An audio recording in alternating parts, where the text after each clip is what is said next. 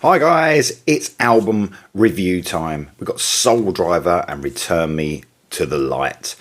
Before we get on to this album review, I just want to make a comment about Michael Sweet's recently put a post on his Facebook page regarding his health issues. Man, he's been through the ringer as well as Oz has in Striper, and I wish him all the best of luck with what's going on in his life. So if you're listening to this, Michael, get well soon, mate. Right, okay. Soledriver, Return Me to the Light. This is a Frontiers release coming out on November the 17th. Thank you to Frontiers for sending me this early. 11 tracks in total. And this is a project, if you like, Michael Sweet, Alessandro Del Vecchio and Michelle Sana. So those guys, what talent we have across the board there.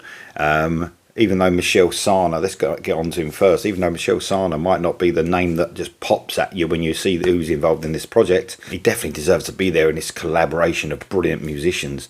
The drummer I would have chosen from Frontiers for sure. He's an amazing drummer across lots of projects on Frontiers.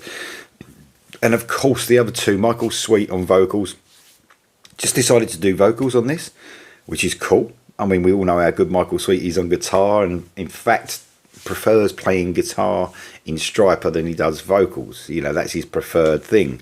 But man, he's just always had a brilliant voice, and one of those, you know, wonders of the world, isn't it? How his voice keeps carrying on the way it does, and his age, and the amount he's toured, and the amount of all the recording, and still touring, and it's just amazing. So, without a doubt, Michael Sweet is one of those musicians that, man, I really look up to, and I have done since I was very young, and I still do. And the amazing amount of work he puts out is just mental. And working on a new Striper album as well, so there you go. Alessandro Del Vecchio. On this, he does guitars, keys, bass, and obviously some backing vocals. Now, I just didn't realise how good ADV was on guitars. It's just a mentor. Some of the guitar work in this, it's just amazing. It's good as any guitarist you'll get out there. Some brilliant soloing, some great riffing, and everything about his guitar playing on this is amazing. I'm just really astounded of how good he is on guitar. And he takes a lot of stick, doesn't he? Because he's very prolific as well across the Frontiers projects. I mean, and I don't like absolutely everything that Frontiers puts out. You know, I mean, you'll notice I don't review everything that Frontiers put out, but I do review quite a bit. And a lot of the time, ADV's involved in that. And it's like any musician that's that prolific. Sometimes I'm not going to like some of the stuff as much. Sometimes I'm going to love it. And I think him, teaming up this time on this particular project, it really got me because of Michael Sweet's vocals, some outstanding playing by Del Vecchio, and of course Michelle Sana, and great songwriting. So this is melodic rock, AOR. In the build up to this release, it's been promoted as a Journey stroke Foreigner on steroids. That's how it's been promoted. I would sort of go with that. Definitely push more towards Journey. And the steroids thing makes sense. The guitars are really up front on 80% of the album, maybe 70%, and then on the others it's pulled back a little bit more for an AOR feel. But most of this 70% I would push out there as melodic rock going towards melodic hard rock. So I would say, yeah, apart from Foreigner, I can't hear Foreigner there, but that doesn't mean it's not in their influences. And definitely the 80s Foreigner, I would say, compared to the right at the beginning, maybe the debut album of Foreigner, maybe the later stuff.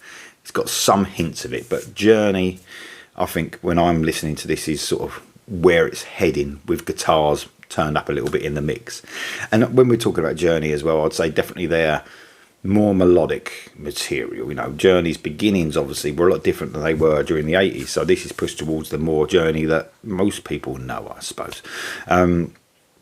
So it's a great album. It's a great addition to the Frontiers catalogue, I would say. As far as the collaborations are concerned, this one works. Some of them don't. This one definitely does. I'm going to get on to some of my favourite tracks. So the first single, Rise Again, is one that kicks off the album. Love this song. Rise again in the world that never knows. soaring and guitar driven. Love the sort of synth touches on this, sort of very Frontiers-esque, and we're not talking Frontiers the label, we're talking Frontiers Journey. I love it when they really push those keyboards into the mix on this album, and I probably would have preferred a little bit more of that throughout the album, but sometimes the guitars are the main thing, but when the synths come in, I like that AOR feel that we get from this collaboration. Pieces of Forever is the next track I want to talk about. This is track 3. I can think of Journey again. I feel Survivor sort of elements in this a little bit. Very catchy as usual, of course, guitar driven, sort of nice little piano and synth touches throughout this, but yeah, again, another guitar driven track. And then we're here to talk about a great track, one of my favourite tracks, and there's a couple here that really stand out, this being one of them. It's Spinning Wheel. It's sort of slow to medium paced track, one of the best tracks on offer for me. Pure AOR, this one. The song really stands out because it's pure AOR, and when I talked about, you know, 70-80% of the album is this guitar driven melodic rock, melodic hard rock, pure AOR we got here, and it's nice to hear, you know, Michael Sweet singing this pure AOR, and for that reason it really stands out. And so the guitar's slightly back in the mix compared to the songs we've heard so far on this album. It's very 80s sounding. It's an excellent track. Eternal Flame, that even sounds 80s, doesn't it? This is the next track I want to talk about, track 7. This is probably the catchiest track on offer, I would say, from the whole album.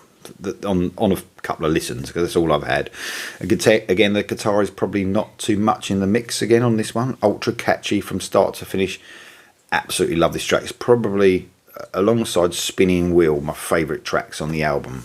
And like I said, I've only heard it twice, this album. At the moment, these two really, really stand out. Return to the Light, the title track. I want to talk about that one. It's crunchier. It's heavier guitar driven, this one. But it's still melodic rock. Melodic hard rock. There's nothing too metal here. You know, if this is as they said it on the tin, it's AOR melodic rock. It's soaring. A brilliant track, and really suits Michael's sort of voice on this one. And then I want to talk about the last track. It's a bit different. It's called Wounded. It's a ballad. I mean, I knew there would be a ballad on this album, but it's the way the ballad sounds. It's very classic sounding, almost 70s for me.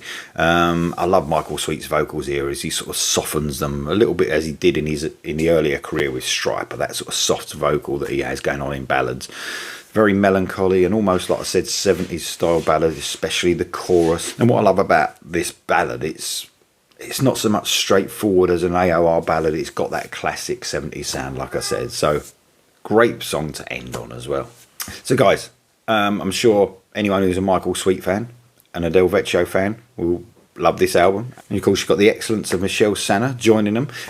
This is on Frontiers. It's out on November the 17th. 11 tracks, like I said, of melodic rock AOR in 80s melodic rock AOR. They're totally recommended by me, guys. I think everyone who's into this melodic rock AOR is going to love this album. Recommended, guys. I'll see you soon.